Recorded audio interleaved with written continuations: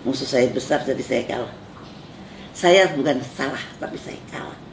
Jangan ngomong dulu kalau ini human to human. Saya akan buktikan. Dan saya membuktikan virus saya tidak menular. Hasilnya menang kita. Iya. Tapi ibunya Di penjara. Ironis ya, saya nyetop flu burung tidak pakai vaksin, tapi pakai politik. 5, 4, 3, 2, 1, close the door. Baik, saya sekarang sedang bersama dengan Ibu Siti Fadilah, mantan Menteri Kesehatan Republik Indonesia yang pernah berjuang untuk melawan flu burung SARS, Bu ya, itu pada tahun 2005. Oke. Dan di sana kalau saya baca semuanya, Bu, Ibu ini sebenarnya sebagai seorang pahlawan yang berhasil menghilangkan flu burung di Indonesia dan di dunia, itu benar nggak, Bu? Jadi membatalkan penetapan pandemi flu burung oleh WHO. Membatalkan Ya, penetapan pandemi. Ya. Oh ya, oke. Tapi Bu, sebelum ke sana, Bu, Ibu di penjara saat ini. Kebetulan saat ini lagi tidak di penjara, beliau lagi di rumah sakit saat ini karena satu dan dua hal. Tapi Ibu di penjara karena dituduh korupsi sebesar 6 miliar, 1,3 miliar. Saya itu tidak menerima sepeser. Betul, tapi Ibu dituduh Ya, korupsi. dituduh yang 6 miliar itu adalah kerugian negara yang dilakukan oleh eselon 2 saya. Dan eselon 2 saya sudah membayar lah dan dia tidak dihukum. Saya dituduh membantu dia, saya dihukum. Dan itu nggak ada bukti, nggak ada saksi. Tidak ada bukti, tidak ada saksi. Jadi pada saat pengadilan? Saat pengadilan itu jaksa penuntut umumnya mengatakan fakta pengadilan kita abaikan. Kemudian hakimnya mengatakan saya memutuskan tanpa bukti, saya tidak perlu bukti. Dan Ibu akhirnya harus dipenjara. Menurut Ibu Sangat tidak fair. kalau misalnya Ibu tidak bersalah, kenapa Ibu bisa dipenjara? Ya itu, negara kita ini nampaknya tidak berdaulat full, tidak full berdaulat. Nyatanya saya ngerasain sendiri ya, bahwa lembaga hukum kadang-kadang masih dipakai untuk suatu kekuatan tertentu, bisa untuk mengatur orang yang tidak mau diatur, kemudian dicari-cari salahnya, nggak ada salahnya dibikinin perkara. Artinya karena Ibu tidak bisa diatur, Bu ya? Ya, mungkin saya dikatakan tidak bisa diatur oleh siapa saya nggak tahu. Karena kalau saya jadi menteri saya tidak pernah dipecat, jadi Bantimpres saya tidak pernah dipecat, dan saya tidak melakukan sesuatu pun yang berlawanan. Ibu ini kan di mana-mana berita yang tersebar adalah Ibu mengatakan jangan menggunakan vaksin dari Bill Gates. Menurut pengalaman Ibu, kenapa? Ada sesuatu yang aneh gitu untuk saya ya. Saya ikutin Bill Gates ini di forum ekonomi di Davos. Di Davos itu selalu ada forum ekonomi, kalau nggak salah awal tahun itu, awal tahun itu ada suatu forum ekonomi internasional. Di sana Bill Gates menjadi pembicara utama. Dia di situ menggebu-gebu bahwa nanti akan ada pandemi. Ya, saya juga nonton. Nonton. Nah, anehnya dia mempersiapkan vaksin. Bahwa selalu pandemik selalu ada vaksin. Kalau pandemik penyelesaiannya ada vaksin. Kenapa nggak pandemiknya yang dihentikan? Kenapa mesti dibikin vaksinnya gitu loh? Ya jangan sampai terjadi pandemik. Gitu. Satu, ini kan bukan dokter dia itu. Dia nggak pernah sekolah kedokteran. Kenapa dia begitu fasihnya menganalisa akan terjadi pandemik, menganalisa dunia akan butuh vaksin sekian miliar.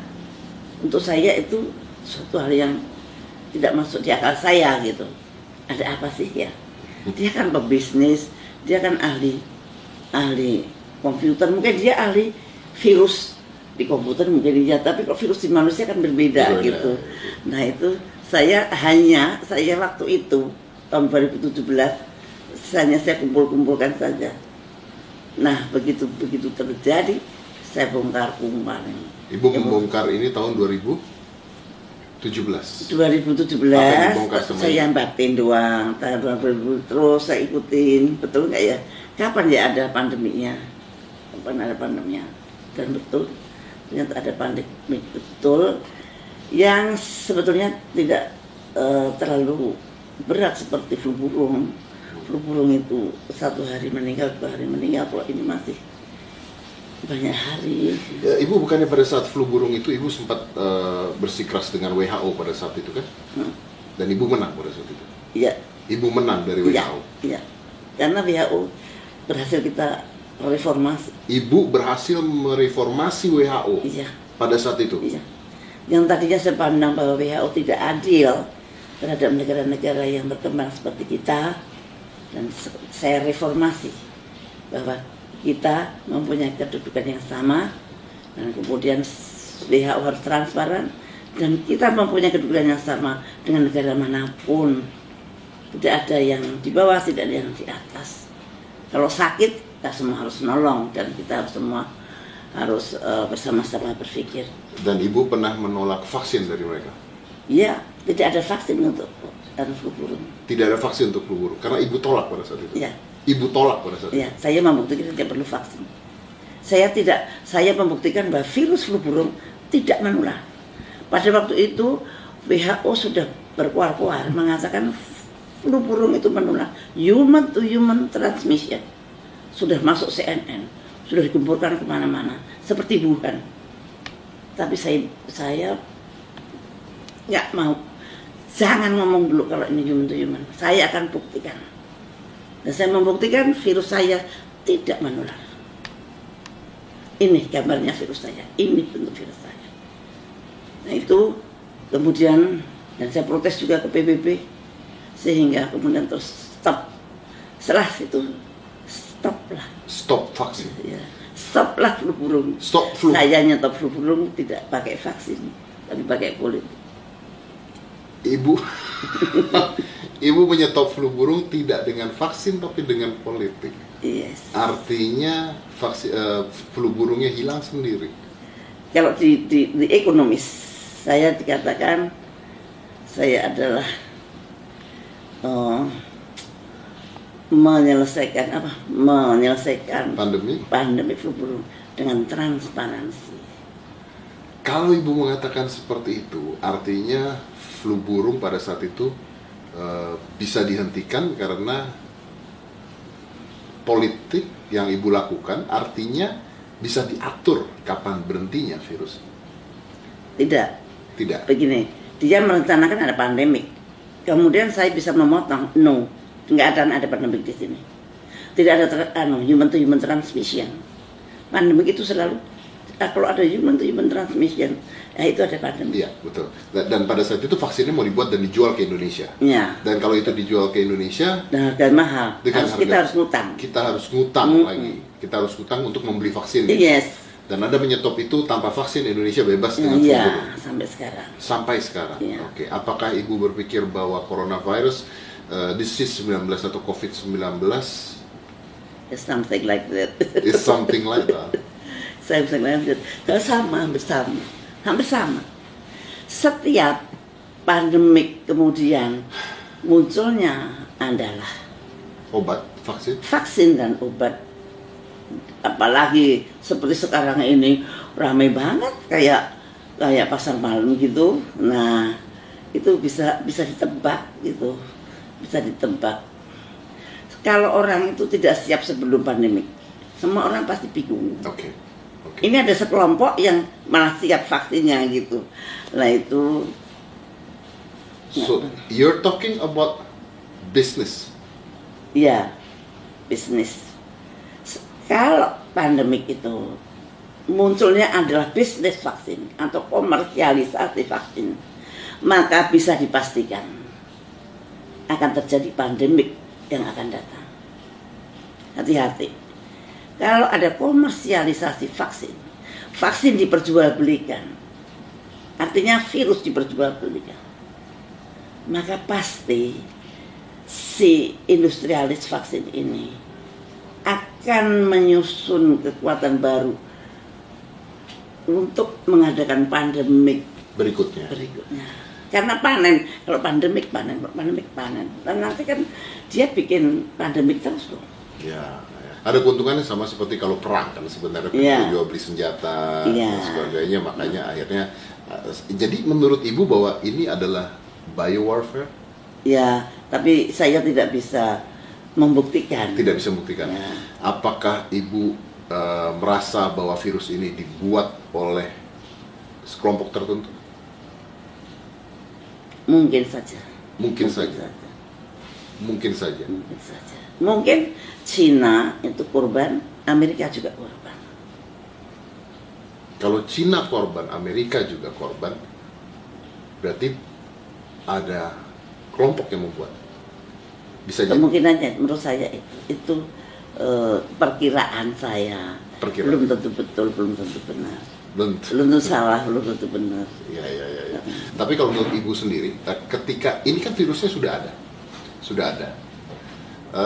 Kita Indonesia harusnya seperti apa kalau seandainya Anda saat ini adalah Menteri Kesehatan? Indonesia harus mandiri, membuat vaksin sendiri. Kalau perlu vaksin, kalau nggak perlu vaksin tidak perlu dibuat. Kita juga, orang Indonesia itu antibodinya tinggi-tinggi pada waktu flu burung. Itu antibodi orang Indonesia itu sangat luar biasa. Jadi, dan kita mampu buat vaksin sendiri, Bu? Oh, Pak, mampu lah. Tidak perlu beli. Ekman bisa, Surabaya juga bisa. Kemudian BPPT Jogja juga mungkin bisa. Tapi sekarang fokusnya di Ekman. Menurut saya yakin mereka bisa. Ibu yakin kita mampu membuat vaksin sendiri. Jadi tidak perlu bergantung dengan mereka yang menjual vaksinnya. Iya. Oke. Ini yang agak ditakutin atau dikhawatirkan oleh CEPI. CEPI itu adalah Coalition for Epidemic Preparedness Innovation. Ini yang bentuk juga Bill Gates. Jadi hampir semua lembaga yang akan membuat vaksin itu semua disupport oleh beliau. Nggak ada yang tidak. Di seluruh dunia ini. Di seluruh dunia. Tempat-tempat pembuatan vaksin ini hampir disupport oleh Bill Gates menurut Ibu. Iya. Jadi Ibu mencurigai bahwa ini adalah buatan dia? Saya tidak mencurigai, tapi orang bisa berpikir sendiri. Orang bisa berpikir, ngapain sih? Kalau Anda semua orang Anda support, bukan mesti maksudnya Anda supaya nurut ya sama kita gitu, atau at least menghormati yang Newport dong. Nggak, tadinya ada yang Newport, tiba-tiba dia dengan sangat dermawan dan beliau kan filantropis. Yang penting Indonesia harus mandiri, bisa bikin vaksin sendiri, bisa bikin rapid test sendiri, bisa bikin swab test sendiri, bisa bikin primer sendiri. Dan kita mampu? Mampu. Ibu, di luar negeri sana ada banyak sekali dokter Butar, dokter Kaufman yang mengatakan bahwa ini tesnya sendiri sebenarnya tidak jelas, kata mereka ya. Ini saya hanya ngomong menurut apa yang mereka katakan, bahwa sebenarnya yang diambil itu adalah exosomes katanya, bukan virusnya sendiri. Jadi belum ada pemurnian virus ketika dites sebenarnya. Jadi artinya mereka bertanya apakah virusnya ini benar-benar virus ada, atau tesnya sudah spesifik. Bahkan swab test pun dikatakan tidak spesifik kalau di luar, menurut beberapa orang dokter. Apakah itu mungkin? Jadi gini, pada waktu PCR itu kan ada primernya. Primer itu suatu parameter. Kalau di dalamnya ada plasmid, nanti kalau spesimen kita cocok dengan dia, nah berarti virusnya itu ada yang sesuai dengan plasmid. Betul. Tapi yang kita saat ini itu kita beli dari luar semua. Kita bisa beli dari Amerika. Waktu itu kan Menteri Kesehatan bilang, kita beli kok semua dari Amerika. Artinya membuat primer dari virus dari Amerika. Padahal virus yang di Indonesia berbeda dengan virus yang di Amerika. Artinya tes kita berdasarkan inang yang berasal dari Amerika. Tes, jadi tidak kompatibel, tidak kompatibel dengan apa yang terjadi. Tidak cocok gitu. Makanya ada yang false positif, false negatif. Meskipun itu PCR.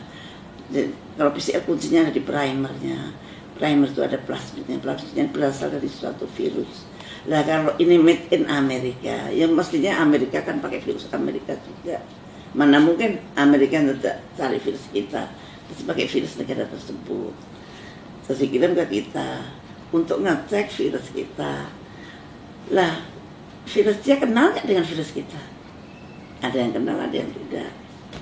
Itu tidak semua kenal dengan plasmidnya primer ini. Jadi artinya pengetesan kita masih tanda tanya. Ya kurang pas lah, kurang tepat lah. Tepatnya kalau pakai alat kita sendiri yang berbasis virus kita sendiri. Kita banyak ahli kita yang pinter-pinter. Cuman butuh political will, dana. Fokuskan sekarang dana untuk riset itu.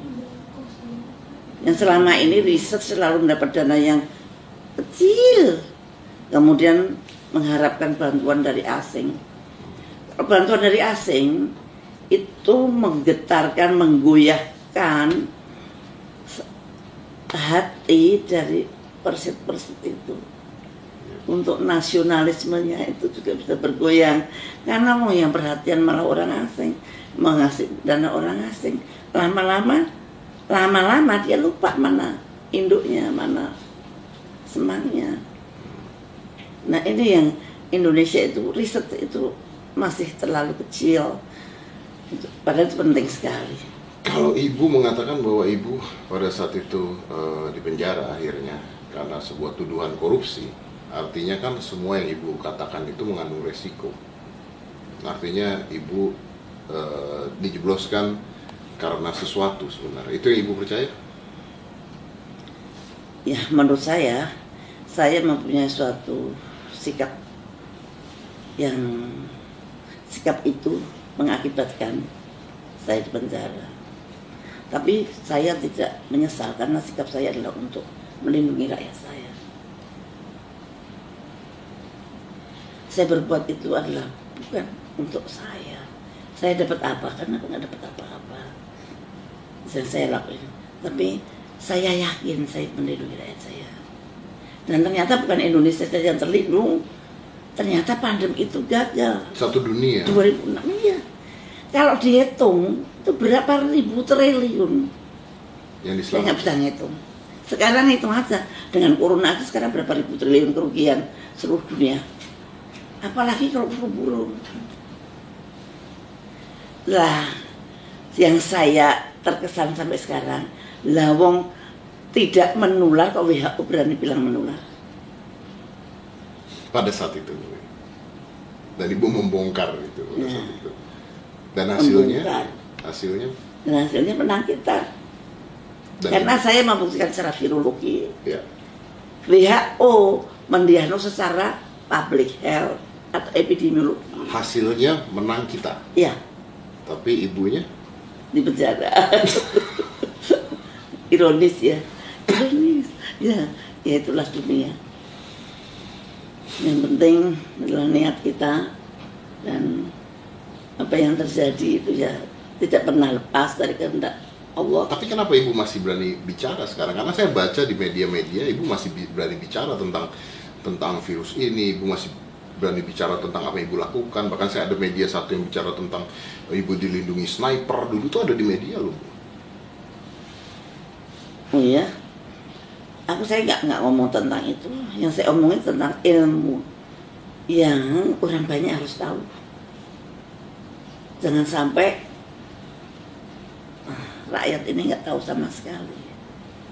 Jadi saya hanya menyampaikan suatu ilmu pengetahuan, dan itu menurut saya wajib. Kalau saya tahu sesuatu yang tidak baik, saya diam saja. Padahal saya tahu, saya diam saja. Tapi kan ibu belajar bahwa ketika ibu bicara pada saat itu, akhirnya menurut ibu, ibu dipenjara. Waktu itu saya bukan hanya bicara ya, saya terlalu berani keluar, berani mengalahkan negara adidaya, itu suatu hal yang impossible sebetulnya. Sampai sekarang juga nggak ada, tapi jangan menggagalkan pandemi itu sampai sekarang nggak ada. Ya baru sekali ini. Baru sekali ya, pandemi gagal karena seorang ibu Siti Fadilah. Tapi walaupun ibu sekarang ada di penjara, bangganya seperti apa, Bu? Ya, saya seorang Islam. Di dalam Islam itu pilihan Allah itu selalu terbaik. Pilihan Allah adalah yang terbaik. Mungkin kita nggak tahu hikmahnya apa, tapi pasti ada hikmahnya. Mungkin dulu saya baca Qur'annya belepotan, setelah di penjara Quran saya jadi lancar, jadi rajin banget baca Quran. Ibu baik-baik aja di penjara? Baik, nggak ada bedanya. Tidak ada bedanya, diperlakukan dengan baik, makan. Oh iya. Dan saya di penjara panggil saya Bu Menteri malahan. Panggil Bu Menteri. Padahal udah lama jadi menteri. Saya dengan ketawa. Ini lucu bener. Dan saya sebagai sesepuh di situ ya, sesepuh. Jadi memang sebetulnya kebahagiaan itu ada dalam hati, bukan ada di tempat di mana Anda duduk, bukan ada di tempat Anda berdiri. Tapi kebahagiaan itu ada di dalam hati. Mau di dalam penjara pun kalau kita merasa dekat dengan Allah, merasa dekat dengan Tuhan, dan orang-orang yang kita cintai juga tetap menganggap kita seperti biasa. Tapi pada saat ibu pertama kali jebloskan penjara, apa ibu tidak emosi, tidak marah kalau ibu merasa tidak salah pada saat itu? Ya pastilah itu manusiawi. Tapi saya tahu musuh saya besar, jadi saya kalah. Saya bukan salah, tapi saya kalah. Tapi saya pernah menang.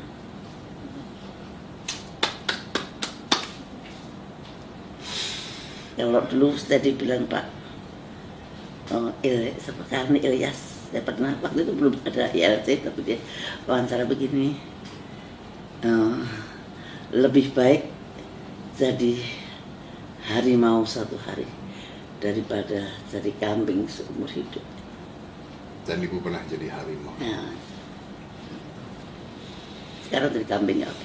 Sekarang, ibu berapa lama lagi, Bu, kalau boleh tahu masa tahanan ibu berapa lama lagi? Nanti Oktober ini selesai, Bu? Ya, selesai. Bayangin kurang 4 bulan. Saya ini kurang 4 bulan sudah selesai. Di rutan saya ada corona. Saya ini kan high risk, umur sudah 70 tahun, mau 71. Saya punya penyakit asma yang bermacam-macam. Ada asma, ada hipertensi yang terkontrol kan obat-obatan, ada jantung yang iramanya nggak bener. Kok saya tidak dirumahkan? Si mbah-mbah yang saya bilang mbah, padahal dia lebih muda daripada saya, itu semua dipulangkan, dirumahkan. Saya pernah ngomong itu, tapi karena pelaksananya adalah siapapun yang tertuduh korupsi tidak bisa di. Ya, itu namanya PP 99. Ya. PP 99 itu memang itu berlawanan banget dengan HAM. Kalau di seluruh dunia semua BPP itu semua napi mempunyai hak yang sama. Ini enggak mempunyai hak sama, itu korupsi, narkoba, teroris. Nah, yang tiga ini tidak dapat remisi sehari pun. 4 tahun ya 4 tahun. Nah, sekarang ini kurang 4 bulan. PP 99 kan dibuat tidak pada keadaan pandemik. PP 99 kan dibuat pada keadaan normal. Kenapa juga diberlakukan pada keadaan pandemik? Seharusnya enggak dong. Pandemik itu adalah darurat, kegawatan kesehatan masyarakat.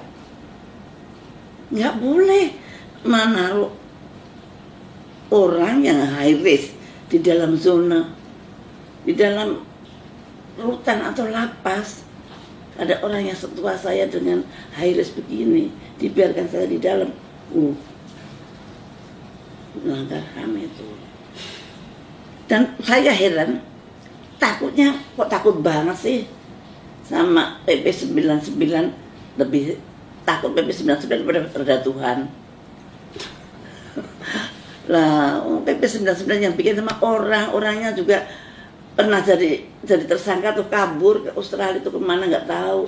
Lah kok malah takutnya bukan main. Saya tahu PP 99, aku heran loh kalau yang takut tukang beca nggak apa-apa loh, kok sampai Wong sing paling tinggi dhewe juga takut sampai PP 99 aku gak ngerti. Ini dunia ini aneh juga semua.